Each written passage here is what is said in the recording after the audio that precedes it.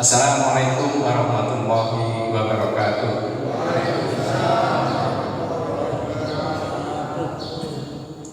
Alhamdulillah wa kafa, wassalatu wassalamu ala Rasulillah Mustafa wa ala alihi wa sahbihi wa man tabi'a amma ba'd. Para jamaah, Bapak Ibu dan para remaja sholat subuh yang dirahmati Allah, tiada kata yang lebih indah selain ungkapan alhamdulillah. Puji syukur kita panjatkan kehadiran Allah Subhanahu wa taala atas rahmat taufik hidayah dan inayahnya serta anugerah dengan berbagai karena nikmat yang Allah berikan kepada kita semuanya, sehingga pada pagi hari ini kita masih bisa berkumpul bersama-sama untuk menunaikan salah satu kewajiban kita, yaitu sholat subuh berjamaah. Dan juga atas karunia Allah, pada pagi hari ini kita masih diberikan kesempatan untuk duduk di majelis taklim pagi hari ini untuk mengikuti kajian yang disampaikan oleh guru kita Syaikhul Ghazali dengan kajian tafsir Al-Quran. Selawat serta salam senantiasa tercurah limpahkan junjungan kita Nabi, pemimpin umat seluruh manusia, baginda Nabi Agung Muhammad SAW, dan semoga kita semuanya sebagai pengikutnya mendapatkan syafaatnya kelak di yaumul qiyamah. Amin ya rabbal alamin. Bapak Ibu jamaah sekalian, namun sebelum kita mulai kajian ini, mari kita awali dengan membaca Ummul Quran surat Al-Fatihah sebagai ungkapan rasa syukur kita kepada Allah SWT atas berbagai karena nikmat yang telah diberikan kepada kita semuanya, keluarga kita, saudara kita, tetangga dan lingkungan sekitar kita. Dan tak lupa mari kita sama-sama memohon berdoa semoga senantiasa kita dalam lindungan Allah SWT. Allah berikan kepada kita semuanya kesehatan yang baik untuk keluarga kita, saudara dan teman-teman kita semuanya. Dan tak lupa sekiranya pada pagi hari ini kesempatan yang baik ini ada di antara keluarga kita, saudara kita yang kurang sehat dan sakit. Mari kita sama-sama doakan semoga Allah angkat penyakitnya dan sembuhkan dengan kesembuhan yang sempurna. Dalam hati ini hati wali kulin yang solehat berbarokat Al-Quran Al-Fatihah. A'udzubillahi minasyaitonir rajim. Bismillahirrahmanirrahim. Alhamdulillahi rabbil alamin. Ar-Rahmanir Rahim. Maliki yaumiddin. Iyyaka na'budu wa iyyaka nasta'in. Ihdinas siratal mustaqim. Siratal ladzina an'amta 'alaihim ghairil maghdubi 'alaihim waladdallin.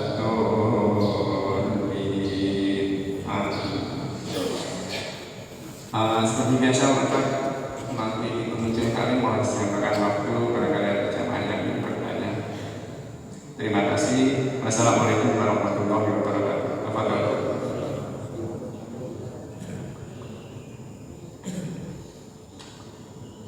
Assalamualaikum warahmatullahi wabarakatuh.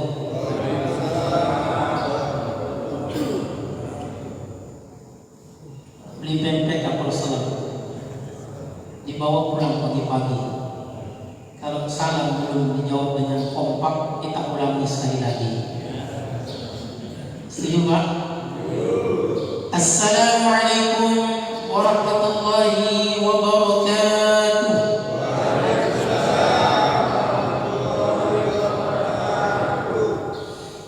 Alhamdulillahilladzi an'amana bi ni'matil iman wal islam.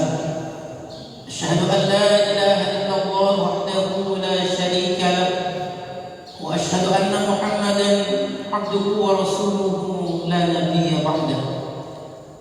Qala Allah ta'ala fi kitabihil karim, a'udzu billahi minasy syaithanir rajim. Ya ayyuhalladzina amanu taqullaha haqqa tuqatih wa la tamutunna illa wa antum muslimun. Qala an-nabiy sallallahu alaihi wasallam, man salaka tariqan yaltamisu fihi 'ilman sahala Allahu lahu bihi tariqan ila al-jannah. Allahumma salli ala Muhammadin wa ala alihi wa sahbihi wa man tabi'ahum bi ihsan ila yaumiddin. Amma ba'd. Yang saya hormati Ketua Ketua DKM Masjid Baitul Husna Bapak Insinyur Haji Mudakir, yang saya hormati para alim ulama, para asatidz dan asatidzah, khusus guru kita Al-Mukarram Haji Enoch Badri, dan para asatidzah yang tidak bisa saya sebut satu persatu namanya, serta juga yang saya hormati jemaah bapak-bapak, ibu-ibu yang hadir di pagi hari ini. Mudah-mudahan semua selalu dalam lindungan Allah Subhanahu wa taala. Alhamdulillah, tidak intinya kita memanjatkan puji serta rasa syukur kita kehadirat Allah Subhanahu wa taala atas limpahan nikmat dan karunia-Nya yang diberikan kepada kita hingga detik ini. Allah masih mencurahkan nikmat kesehatan, nikmat kesempatan, nikmat panjang umur, sehingga kita bisa hadir dan bermuajahah di tempat yang sangat mulia ini dalam rangka takarrub ila Allah. Mudah-mudahan segala amal ibadah yang kita lakukan di pagi hari ini akan menjadi pemberat timbangan amal di yaumul mizan. Salawat serta salam semoga tetap tercurah dari baginda Nabi Muhammad sallallahu alaihi wasallam kepada keluarganya, sahabatnya, dan kita sebagai umatnya. Mudah-mudahan diberikan hidayah serta keistiqomahan untuk dapat mengikuti jalan sunnah dan risalah yang telah dicontohkan dan disampaikan oleh baginda Nabi, sehingga di dalam kita mengarungi kehidupan ini akan memperoleh keselamatan dan kebahagiaan. Amin amin ya rabbal alamin. Apa kabar Bapak semua? Keluarga sehat Pak? Alhamdulillah.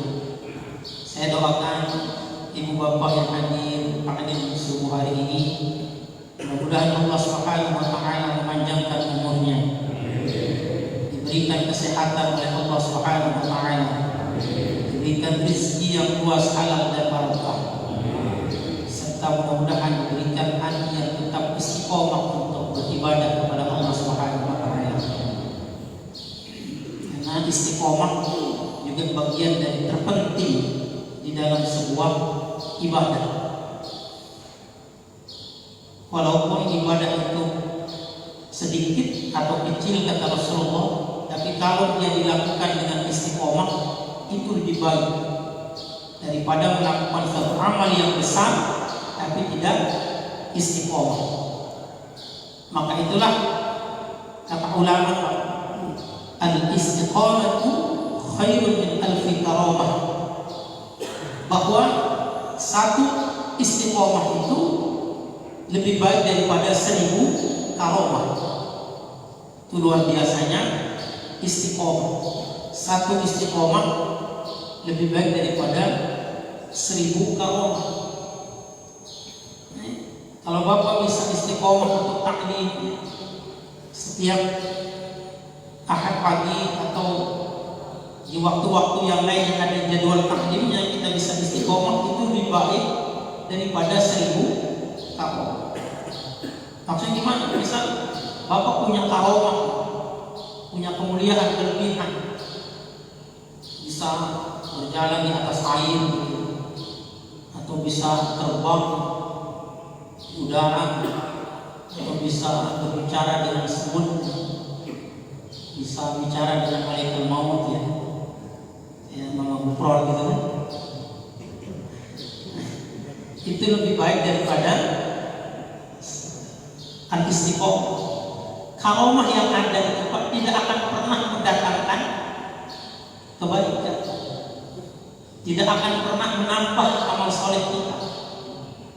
Yang menjadi penambah amal soleh kita itu kalau kita bisa istiqomah. Kemuliaan apapun yang kita miliki dari karomah, apakah bisa berbicara dengan jin. Di Indonesia kan banyak orang yang hanya ya tahu itu karomah apa. Sebelumnya ada juga yang bisa telepon sama Allah juga ada. Betul nggak Pak? Yang bisa telepon Allah, ya Allah, ini sudah tanggal Syawal, kapan saya lebaran? Mau lebaran Idul Fitri dia bukan Ru'yatul Hilal, tapi nelpon Allah. Pernah dengar beritanya Pak? Nanti kemarin dia seminggu di awal lebarannya daripada yang lain. Tapi yang anehnya di Indonesia itu Pak, dari yang benar sampai yang sesat ada aja pengikutnya. Betul nggak Pak? Dia ngaku malaikat Jibril, ada pengikutnya. Ada yang ngaku sebagai nabi, ada pengikutnya. Ada yang ngaku bisa bicara dengan semut, bisa bicara dengan malaikat maut, dengan ruh, banyak pengikutnya. Nah, itu kadang Indonesia itu, masyarakat Indonesia itu gampang heran, mudah kagum. Maka sebagai filter kita sebagai seorang mukmin itu ada ungkapan dari Imam Syafi'i. Apa kata Imam Syafi'i?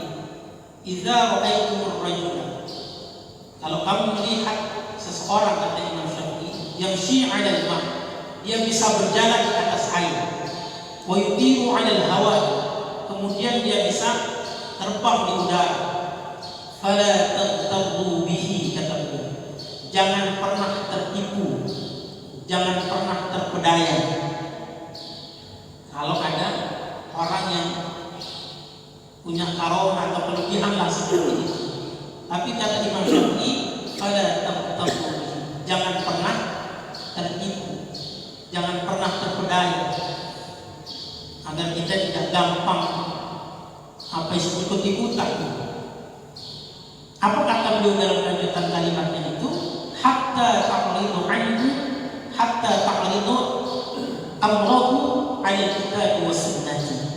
Sebelum dia menunjukkan urusannya itu apakah sesuai dengan Al-Qur'an atau sunnah. Nah, itu tolak ukurnya. Walaupun jenggotnya panjang, sorbannya sampai tanah, bisa terbang, tapi kalau kagak sholat, kalau nggak ngaji, kalau nggak puasa, nggak usah diikutin. Itu kata Imam Syafi'i. Ini menjadi tolak ukur bagi kita bagaimana kita bisa menilai orang lain benar atau tidak, itu berdasarkan Al-Quran dan Sunnah. Hatta ta'limu Allahu 'ala al-kitab wa sunnah. Sebelum dia sampai dia menunjukkan apakah urusannya itu di atas Al-Quran atau Sunnah. Perilakunya apakah sudah sesuai dengan Al-Quran atau tidak. Kelakuannya tidak benar, tidak berdasarkan tuntunan Rasulullah. Nah, itu tolak ukur. Jadi bukan tertipu mentang-mentang bisa ini punya karomah yang lebih daripada yang lain. Dan satu lagi, ada yang dikatakan oleh Ibnu Hajar Al-Asqalani dalam kitab Fathul Bari. Apa kata beliau? Man takallama fi ghairi ilmihi ata bil hujjah. Barang siapa yang berbicara dan dia bukan ahlinya, maka pasti dia akan mendatangkan yang aneh-aneh. Nah, itu untuk kalau ukurnya begitu aja Pak. Jadi kita nggak mudah kagum gitu, nggak gampang heran. Jadi kalau ada orang yang ngomongnya aneh-aneh, nah ini jangan-jangan dia bukan ahlinya. Nah, begitu justru cara menilainya. Jadi bukan kayaknya lihat jenggot ini kayaknya ya ini punya wali dia. Ini sorbannya ada 3 biji, jadi kayaknya nabi dia. Maka kalau dia berbicara yang aneh-aneh, jangan-jangan dia bukan ahlinya. Maka itu tolak ukur kita. Man takallama fi ghairi ilmihi ata bil hujjah. Barang siapa atau yang berbicara bukan ahlinya, pasti ngomongnya itu aneh-aneh. Itu menjadi panduan kita untuk bisa menilai seseorang itu apakah benar atau tidak. Dan selain tadi dikatakan oleh Imam Syafi'i, kalau dia sesuai dengan Al-Quran dan Sunnah, akidahnya, keyakinannya, ibadahnya, akhlaknya, maka sebenarnya sudah benar. Itulah bapak-bapak hadirin jamaah rahimahullah, pentingnya kita ngaji agar kita memiliki panduan di dalam kita bertindak atau mengikuti seseorang, agar kita tidak disesatkan oleh orang lain. Bapak-bapak hadirin jamaah rahimahullah, pagi hari ini kita akan melanjutkan kajian tafsir kita surah Al-Buruj yang pada bulan lalu kita sudah membahas surah Al-Buruj, tapi baru sampai ayat yang ke-9. Insyaallah pagi hari ini kita akan melanjutkan untuk bagian yang kedua, yaitu ayat yang ke-10 dan ayat yang ke-11. Seperti biasa, untuk mendapatkan keberkahan dari kita baca surah yang akan kita kaji. A'udzu billahi minasy syaithanir rajim.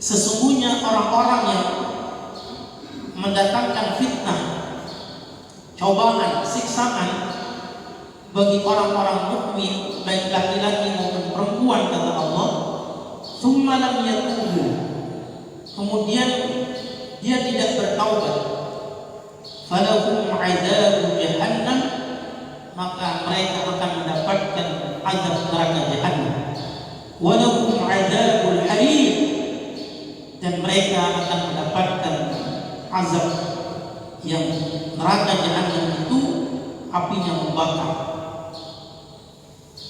Innal ladzina amanu wa 'amilus shalihat, sesungguhnya bagi orang-orang yang beriman dan melakukan amal salih, lahum jannatun tajri min tahtiha al-anhar, maka bagi mereka surga yang mengalir sungai-sungai di bawahnya, kata Allah. Dzalikal fawzul kabir, demikian itulah al-fawz, al-fawz yakni kemenangan yang besar. Ibu bapak Kiram rahimahumullah, di ayat ini Allah Subhanahu wa taala menunjukkan rasa kasih sayangnya terhadap hambanya melebihi segala-galanya. Karena sebelum ayat ini Allah Subhanahu wa taala menceritakan tentang bagaimana perlakuan Ashabul Ukhdud, seorang raja yang sangat zalim, yang sangat bengis terhadap rakyatnya. Mereka menyiksa rakyatnya dengan membuat parit, kemudian paritnya itu diberikan kayu bakar, kemudian dinyalakan api. Siapapun yang beriman maka tidak segan-segan mereka membakar orang-orang yang beriman. Maka dikenal dengan Ashabul Ukhdud, kaum yang membuat parit, karena mereka membakar orang-orang yang beriman hidup-hidup. Dan ayat setelahnya itu apa kata Allah? Mereka berbuat atau menyiksa orang-orang seperti itu, wa ma naqamu minhum illa an yu'minu billah. Mereka berbuat seperti itu karena orang itu beriman kepada Allah. Padahal mereka tidak pernah memberontak, mereka tidak pernah melawan. Rakyatnya kan tidak ada yang melawan ya. Tetapi oleh raja itu mereka dibakar hidup-hidup karena apa? Gara-gara dia beriman kepada Allah Subhanahu wa taala, Tuhan. Pemuda yang disuruh oleh raja untuk belajar sihir, tetapi dia kemudian beriman kepada Allah karena wasilah seorang rahib. Gara-gara itu apa? Padahal rakyat itu tidak pernah melawan raja, tidak pernah memberontak, tidak pernah misalnya menjahat, tidak pernah.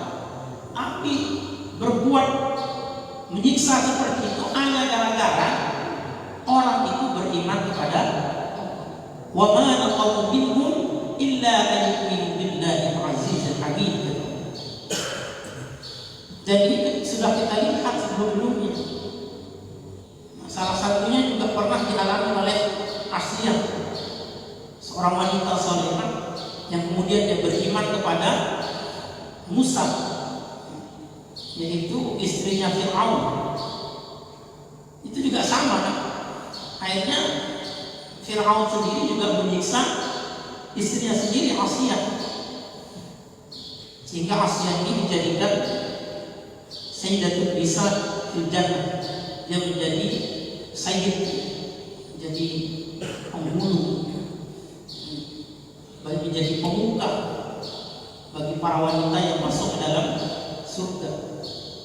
Termasuk diantaranya adalah Asiyah.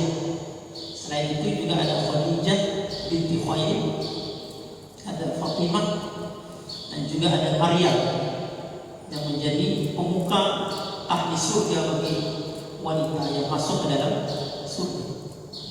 Hanya Allah berikan kemuliaan. Tapi kita tahu Asiyah itu disiksa karena dia beriman kepada Allah Subhanahu wa taala. Diikat di tengah padang pasir yang panas. Kemudian oleh Fir'aun memerintahkan tentaranya untuk mengambil batu yang besar. Tanyakan kepada dia, kata Fir'aun, kalau dia tetap dalam keimanannya maka lemparkan dia dengan batu. Itu dikisahkan di surah Tahrim oleh Allah Subhanahu wa taala.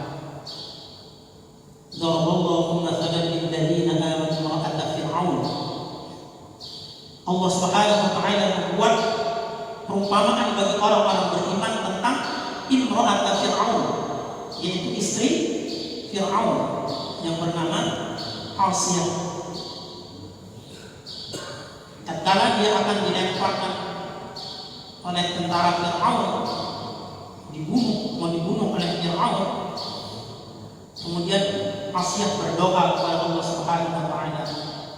Idz qalat rabbi ibni indaka baitan fil jannah wa najjini min fir'aun wa 'amalihi wa najjini minal qaumiz zalimin. Asiyah berdoa kepada Allah Subhanahu wa taala.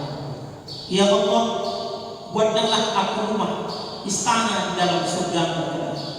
Asiyah, dan selamatkan aku dari Fir'aun dan perlakuannya, serta selamatkan aku dari orang-orang yang zalim. Kata Imam Ibnu Katsir, tatkala Asiyah akan dilempari batu, setelah beliau berdoa, kemudian Allah Subhanahu wa taala membuka tabirnya, kemudian Asiyah bisa melihat istananya di dalam surga. Maka Asiyah kemudian tersenyum. Nah, tatkala dilemparkan batu, para ulama tafsir menyebutkan Asiyah sudah lebih dulu dipanggil oleh Allah Subhanahu wa taala. Sudah lebih dulu dicabut nyawanya sehingga dia tidak merasakan siksaan atau lemparan batu oleh tentara Fir'aun. Padahal itu istrinya sendiri Fir'aun. Tapi mereka tega seperti itu menyiksa istrinya sendiri hanya gara-gara beriman kepada Allah Subhanahu wa taala. Itu kekejaman mereka. Tapi ada juga kan, tidak hanya karena beriman. Zaman sekarang, kemarin suaminya yang dibakar ya. Suaminya dibakar gara-gara judol atau pinjol. Sudah ya. Luar biasa sekarang, akhir zaman. Belum lama gimana di Sukabumi yang mutilasi istrinya, dia juga stres ya gara-gara pinjol. Luar biasa pinjol, pinjaman online, judol, judi online. Jadi sudah menjadi darurat itu, pinjol, judol. Bahkan bukan hanya itu sekarang, yang darurat yang berikutnya juga apa? Selingkuh. Oh, Masya Allah, saya dapat curhatan, dapat kabar itu, Masya Allah, banyak juga ya. Kemarin ada cerita Pak RT di daerah Bumi, bukan RT sini, bukan selingkuh sama tetangganya. Ya kan, tetangga saya sendiri Pak, di depan rumah saya, tapi istrinya yang selingkuh, digerebek sama suaminya, lagi sama pria lain di hotel. Alhamdulillah. Kenapa Indonesia seperti ini Pak? Luar biasa. Memang Indonesia sedang tidak baik-baik saja. Selain darurat pinjol, judol, juga darurat selingkuh. Banyak juga kan gara-gara selingkuh, gara-gara cemburu, istri bunuh suami, suami bunuh istri. Alhamdulillah, semoga kita dilindungi oleh Allah Subhanahu wa taala. Asnya kencang banget namanya. Mereka itu membunuh orang-orang itu hanya karena beriman kepada Allah Subhanahu wa taala. Tapi di ayat yang ke-10 ini Ibu Bapak, karena Allah itu, kata Rasulullah, itu lebih sayang kepada hambanya daripada seorang ibu kepada anaknya. Subhanallah. Itu pernah terjadi. Hadis ini asbab nurunnya. Pernah suatu ketika di peperangan ada seseorang yang kehilangan anaknya. Kemudian dia mencari-cari anaknya, tidak ketemu. Setelah sekian lama ternyata dia bertemu dengan anaknya. Itu senangnya luar biasa. Itu senangnya luar biasa. Yang kehilangan anaknya kemudian ketemu lagi. Oh, dia dekat, dia kebetulan anaknya masih menyusui, dia susui, dia dekat, dia menangis saking senangnya. Melihat itu apa kata Rasulullah? Ketahuilah wahai sahabat, apa pendapatmu tentang wanita tadi yang menemukan anaknya? Sesungguhnya dia sangat sayang ya Rasulullah terhadap anaknya. kepada hambanya daripada wanita itu atau daripada wanita terhadap anaknya. Itu kita udah tahu lah gimana Bu ya, sayang seorang ibu terhadap anaknya. Tetapi ternyata Pak, Allah itu jauh lebih sayang kepada kita. Kalau diumpamakan seperti itu, begitu sayangnya Allah Subhanahu wa Ta'ala. Gimana gak sayang Allah sama kita? Kita sudah diciptakan dengan ciptaan yang sempurna, diberikan rezeki, diberikan petunjuk hidup agar selamat. Ada juga walaupun mereka ingkar bakat, tapi tetap Allah berikan dia rezeki, tetap Allah berikan dia udara untuk bernafas. Itu karena rahmatnya Allah, karena sayangnya Allah Subhanahu wa Ta'ala. Sekalipun tadi ashabul ukhdud berbuat seperti itu, Pak, membakar orang hidup-hidup, tetapi apa kata Allah? Innal ladzina fatanul mu'minina wal mu'minati tsumma lam yatubu. Maka dalam konteks ayat ini sebenarnya Allah ingin menyuruh hambanya itu untuk bertaubat.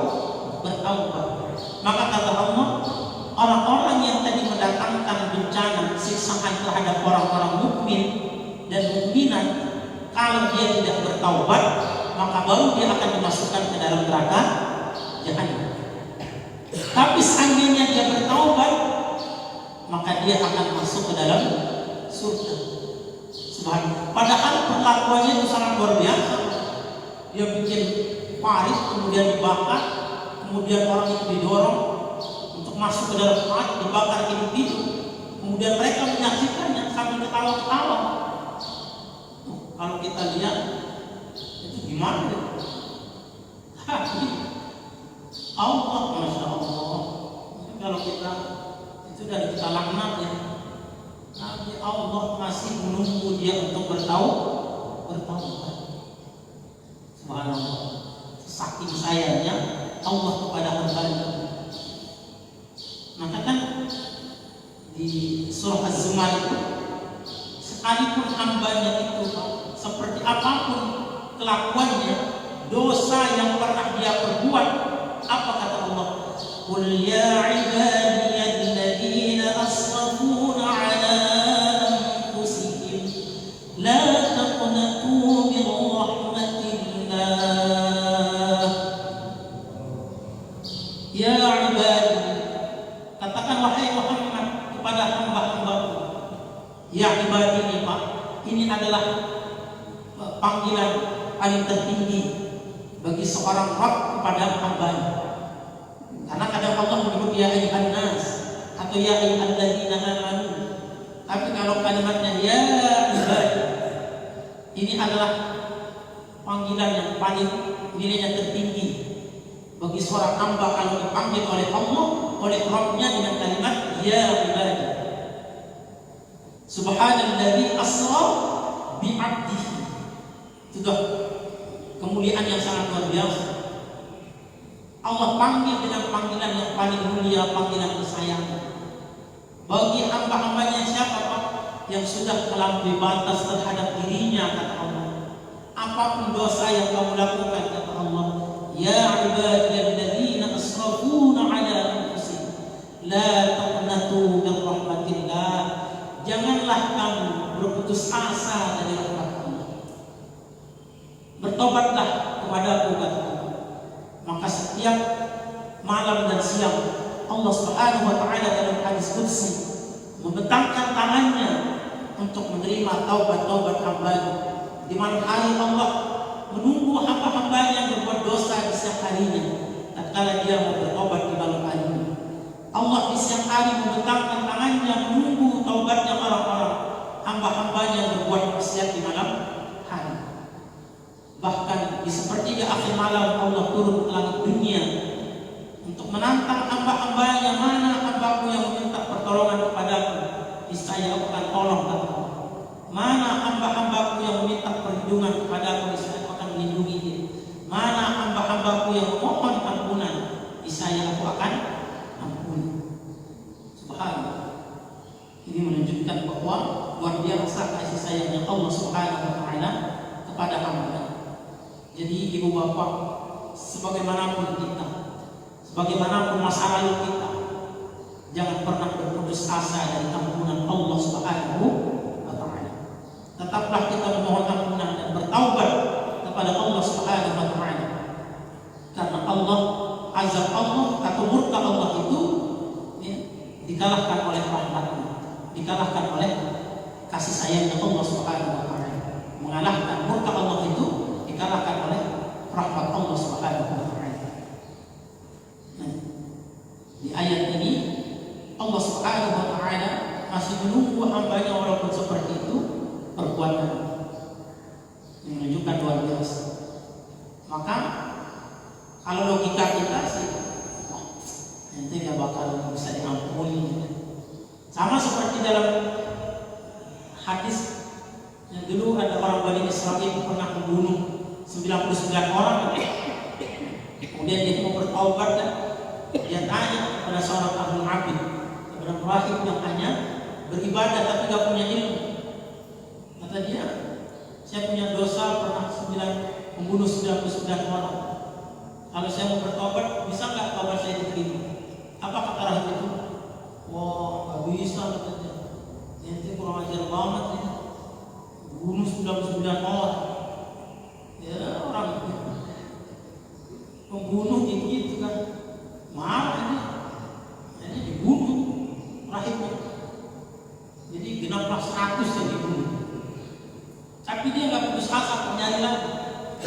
Dia mau bertanya, dia ketemulah kepada orang yang alim.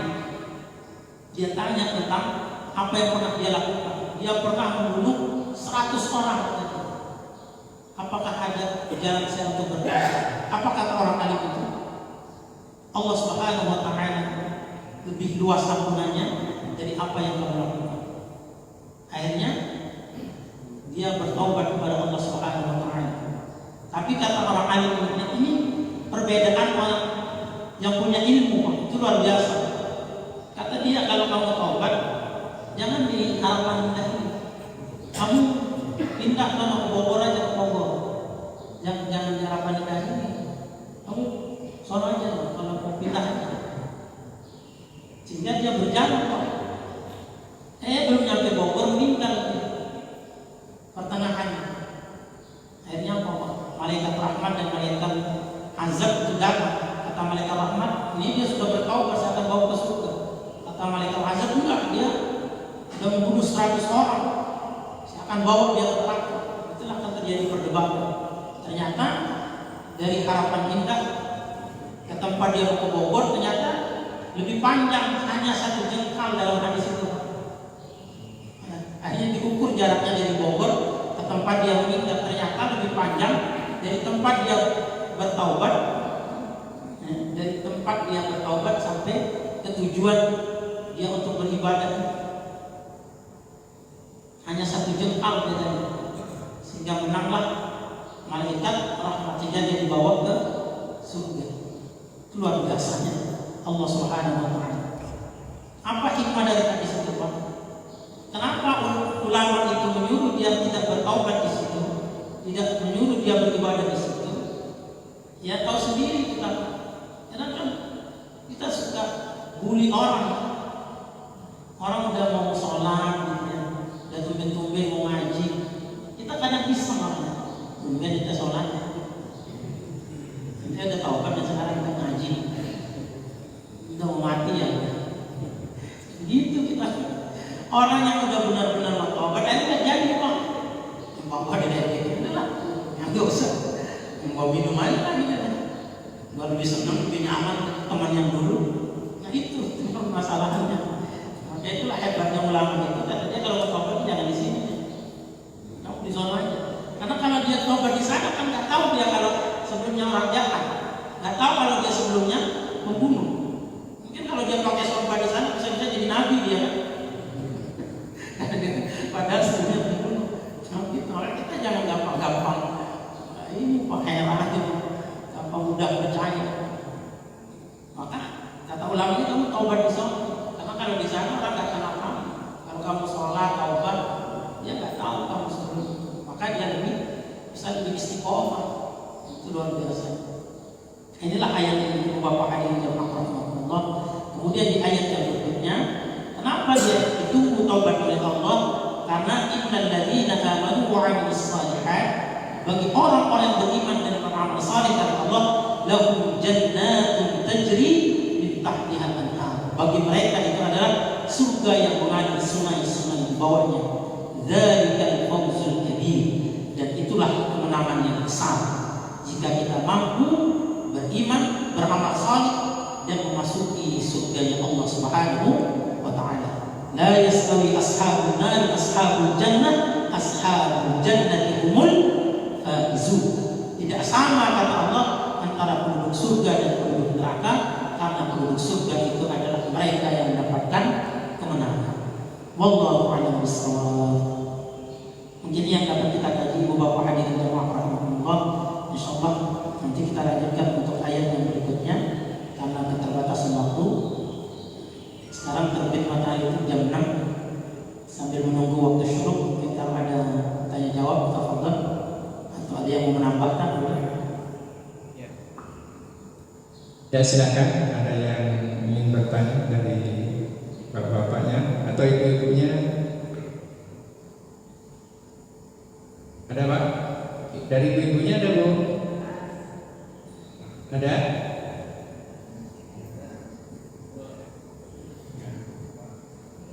Kamu menambahkan boleh? Kalau kurang ditambahkan boleh. Atau kalau lebih dikurangi boleh. Atau kelebihan itu Bapak mengurangi apa?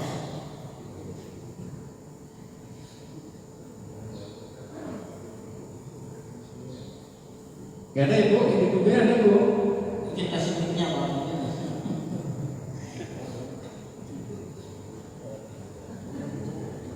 Wah, ada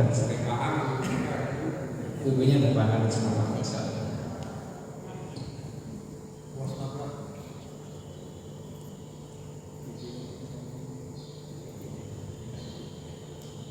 Assalamualaikum warahmatullahi wabarakatuh. Waalaikumsalam. Perbedaan orang yang tahu benar-benaran sama perbedaan orang yang pura-pura tahu ya gitu. Saya ini belum bisa membedakan. Kan sekarang kan fenomena di zaman sekarang kan banyak. Maaf pusat-pusat kan banyak yang ya, ada yang kontroversi, ada yang benar-benar memang dia mengeluarkan syariah, mengeluarkan syariah, atau ada yang memang dia mau ya cari populer gitu misalnya. Gimana tanggapan Ustaz? Demikian. Terima kasih. Ya. Kenapa tadi di muqaddimah saya sampaikan tentang cara kita untuk apa istilahnya menjaga diri kita agar tidak gampang atau mudah untuk disesatkan oleh orang lain yang bukan hanya mungkin dari sisi kita lihat mungkin ilmunya, tapi bahkan kalau dia punya karomah ya. Karena fenomenanya kan rasanya begitu Pak, di masyarakat di Indonesia itu kan yang saya sampaikan, mudah heran, gampang kagum. Ada yang ngaku malaikat Jibril, ada yang percaya, yang ngaku sebagai nabi, musadeknya orang Bogor kan. Ada pengikutnya, ada sama Bufron, ada bahkan punya pondok pesantren, ada yang sebelumnya yang bisa telepon sama Allah, ada banyak yang ikut. Bapak lihat tuh yang sholat Idul Fitri. Padahal kalau kita logika normal, kata dia ini udah bulan Syawal, kata dia. Ini kapan kita lebaran? Saya telepon Allah. Orang masih kalau tanggal 25 itu Pak, itu bulannya masih gede Pak. Ya udah kelihatan bulannya masih bulan Ramadan. Bulannya kan masih gede. Kecuali kalau sudah tanggal 27, 28 itu udah kecil, udah nggak kelihatan. Itu mana masa dia bilang udah Syawal, orang bulannya masih gede. Maka yang masalahnya saya juga ya. Katanya udah bulan Syawal, orang bulan masih gede, masih nampak bulannya, masa udah Syawal. Kecuali kalau bulannya sudah nggak kelihatan, sudah kecil mau pindah ke bulan baru, mungkin. Logika sederhana begitu aja sebenarnya. Tapi begitulah tuntunan yang diberikan oleh Imam Al-Laythi, guru dari Imam Syafi'i. Bahkan tapi beliau menyempurnakan kalimat Imam Al-Laythi yang kapan yang tadi itu, idza ra'aitumur rajula, kalau kamu melihat ada orang yang bisa berjalan di atas air, bisa terbang di udara, jangan pernah tertipu. Karena itu hanya sekadar bisa saja kan. Kalau dia orang beriman, itu Nabi dan Rasul namanya mukjizat. Kalau dia orang beriman, karomah. Tapi ada juga istidraj. Jadi kalau dia tidak ibadah tapi punya kehebatan, itu bisa saja istidraj. Atau sihir, bisa. Makanya kalau ukurnya kita lihat kesehariannya. Dia kelakuannya itu apakah sesuai dengan Al-Quran atau hadis tidak. Akidahnya seperti apa, kepercayaannya seperti apa, keyakinan seperti apa. Ada hadisnya itu orang itu bisa komunikasi dengan malaikat Jibril. Kalau Nabi dia Nabi Muhammad, ini kan bukan Nabi. Atau dia bilang di dalam Al-Quran Nabi Sulaiman bisa berbicara dengan semut ya. Saya juga bisa berbicara dengan semut katanya. Berarti dia Nabi kalau gitu. Tapi coba aja lihat aja pengikutnya. Dan yang lainnya juga, kalau seseorang itu berbicara yang aneh-aneh, yang bapak nggak biasa dengar gitu, itu ada sesuatu pasti. Gitu aja kalau ukurnya. Maka jangan langsung percaya apa dia. Begitu caranya. Kalau dia bisa begini, ya tadi mentakallama fi ghairi fi'lihi atau ajab. Barang siapa yang berbicara, dia bukan ahlinya, maka dia pasti akan mendatangkan sesuatu yang aneh-aneh. Itu kata Imam Ibnu Hajar Al-Asqalani. Nah itu aja kalau ukurnya. Kalau yang aneh-aneh, jangan-jangan dia bukan ahli. Karena kalau ahlinya, itu pasti dia akan bisa mendatangkan dalil. Dan selama ini di dalam agama kita tidak ada yang aneh-aneh. Jadi cara membedakannya ya tadi itu, tentunya itu berdasarkan sunnah dan Al-Quran. Makanya kalau seseorang yang sudah bisa ustaz gitu ya, kiai dan ustaz itu bukan tolak ukur kebenaran, tapi kebenaran itulah yang harus diikuti oleh seseorang. Maka ada ungkapan seperti itu, bahwa seseorang itu bukanlah tolak ukur kebenaran, tapi orang itulah yang mengikuti kebenaran. Jadi begitu. Walaupun ada bapak misalnya kiai atau ustaz yang sudah populer gitu ya, yang sudah bukan hanya terkenal tapi terkenal ya. Tapi menyimpang jangan diikuti, aneh-aneh jangan diikuti. Karena tadi itu seseorang itu bukan tolak ukur kebenaran, tapi orang itulah yang harus mengikuti kebenaran. Kebenaran apa itu? Al-Quran dan Sunnah. Hatta ta'ridu amrahu 'ala al-kitab wa sunnah. Sampai dia menunjukkan segala urusannya itu apakah di atas Al-Quran atau Sunnah. Nah, begitu caranya. Wallahu a'lam bishawab. Ada lagi? Cukup? Ya, baik. Karena sudah jam 6. Oh, mau goes. Bagus tuh. Oh iya, ngaji dulu baru goes.